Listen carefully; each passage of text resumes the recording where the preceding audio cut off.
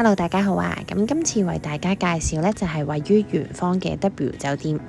咁今次帶大家睇呢間呢，就係套房嚟嘅，咁揾我哋訂呢，會有再優惠啲嘅價錢。咁帶大家入去望下啦。咁呢度一入去嘅位置呢，就係有個客廳啦。咁佢望出去呢，就係海景嚟嘅。咁而呢個廳嘅位置呢，側邊會有張工作台可以俾你用電腦嘅。咁另外呢，再隔離就會有兩道門，咁啊會穿過咗去隔離嘅房間。咁個房間都會有一張大床啦，咁然後就對正一部電視機，咁另外都係望住呢個海景嘅。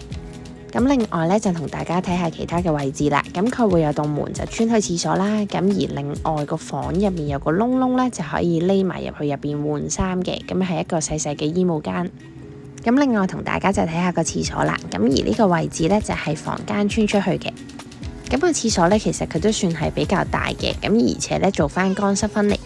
咁住酒店咧，好多人都係緊張，究竟呢間房會唔會有浴缸㗎？咁而呢一間房咧就係包埋個浴缸嘅。咁另外隔離呢個就係淋浴區。咁我覺得呢個沖涼嘅面積嚟講呢，其實佢都算比較大嘅。